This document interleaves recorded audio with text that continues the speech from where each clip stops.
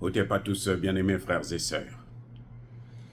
Kamala Harris, qui ne voulait pas un deuxième mandat, tout de suite après la fin, plutôt un deuxième débat, tout de suite après la fin du premier débat, ben, elle demande un second. Elle était très réticente d'ailleurs, même le premier débat c'était un peu difficile, mais en tout cas elle ne voulait pas un deuxième débat. Et là, comme par hasard, madame demande un deuxième débat. Question. Pourquoi? Comment expliquer ce revirement? Il y a deux choses, à mon avis. La première des raisons qui fait que Kamala Harris demande un deuxième débat, c'est parce que elle reconnaît qu'elle a échoué, qu'elle n'a pas gagné ce débat. Oui. Elle était accompagnée, elle était soutenue par les journalistes. C'était 3 contre Trump. Ils étaient à 3. Seul contre tous.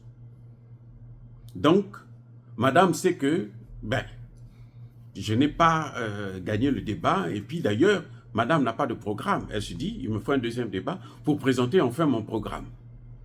Par rapport au premier débat, maintenant je veux présenter un programme. Vous voyez, c'est pour ça qu'elle demande qu'il y ait un second débat. Mais il y a une autre raison. Vous savez, le pouvoir, c'est bon. Mais le pouvoir vous pousse à abuser de lui. Kamala Harris a eu le soutien des journalistes. Donc, elle, en fait, elle n'a pratiquement rien fait. Parce que même quand on lui posait des questions, si elle dévie la question, on ne lui rappelait pas que madame, vous n'avez pas encore répondu à la question. Ce qu'on faisait toujours à Donald Trump. Quand elle donnait des faits, on n'allait pas chercher à vérifier les informations si ce qu'elle disait c'était vrai ou faux. Donc, elle a pris goût. Elle a pris goût, elle se dit, alors, même s'il y a un deuxième débat, ça va être la même chose. Ce qu'elle oublie, c'est que Donald Trump a dit cette fois-ci, si ce n'est pas un média neutre, moi, je n'ai pas besoin d'un débat. Ça ne sert à rien de débattre contre les journalistes. Les journalistes ne sont pas des candidats. Et là, on force l'information qu'on veut donner au peuple. Voilà le problème qu'il y a exactement. Madame Harris a un problème, c'est que elle a pris goût de la facilité. Et ça, le problème, c'est que ça montre très bien que si elle est élue présidente des États-Unis, ce n'est pas elle qui va gouverner, c'est d'autres gens qui vont gouverner, puisqu'elle n'a pas de programme. Ceux qui l'ont mis là, ce sont ceux-là qui ont un programme. Fut-il un programme de va-t-en-guerre, ça, il n'y a pas un problème. Mais ce sont eux qui l'ont mis là, donc ce sont eux qui vont gouverner. Et voilà le problème que ça pose. Et Madame Harris a cette difficulté-là de pouvoir gérer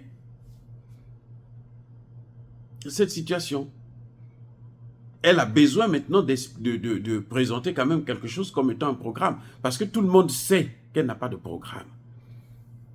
Elle veut un débat pour venir étaler son programme et ne pas laisser assez de temps à Donald Trump pour casser son programme, pour critiquer, pour apporter des contre-informations, pour être plus explicite. Ça donnera moins de temps, parce que le deuxième, s'il y a un deuxième, nous sommes à 2 mois de l'élection. Donc s'il y a un deuxième débat, ça ne peut être que probablement 1 mois de l'élection, ou à quelques semaines de l'élection, 1 ou 2 semaines. Et là, ça ne donnera pas assez du temps à Donald Trump. Surtout qu'ils auront des journalistes qui vont encore faire comme ils ont fait là, où ce sont les journalistes qui débattaient avec le candidat Trump. Ce n'est pas Kamala Harris, c'est les journalistes qui ont débattu à sa place. Vous voyez? Donc là, ça pose un problème et c'est dommage que beaucoup de gens disent que, comment dirais-je, Trump a perdu. Non, Trump n'a pas perdu le débat parce que Trump a été clair sur les sujets les plus importants, comme par exemple la guerre en Ukraine. Parce que nous sommes en train d'aller vers une guerre mondiale qui cette fois-ci sera nucléaire. La Russie, c'est une puissance nucléaire. Et on ne peut pas s'amuser avec le nucléaire. Personne n'a le droit de jouer avec ça. Vous voyez? Donc, Trump a présenté son projet alors qu'elle n'a pas de projet. Et elle est, elle change. Nous, on appelle ça au Congo, ma balukantango. Elle change. Aujourd'hui, elle dit ceci, demain, elle dit le contraire. Après-demain, elle revient encore, ainsi de suite. Bref, bien-aimés frères et sœurs, soyez bénis, abondamment bénis par le Dieu des Kémites et par nos ancêtres angélisés. Mais que tous ceux qui persécutent le continent africain, le pillent et le déstabilisent, qu'ils soient noirs, blancs, chinois, arabes, juifs, indiens ou qui qu'ils soient punis, maudits, foudroyés, neutralisés, écrasés, effacés par le Dieu des Kémites et par nos ancêtres angélisés. Vive l'Afrique éternelle, j'ai dit et j'assume.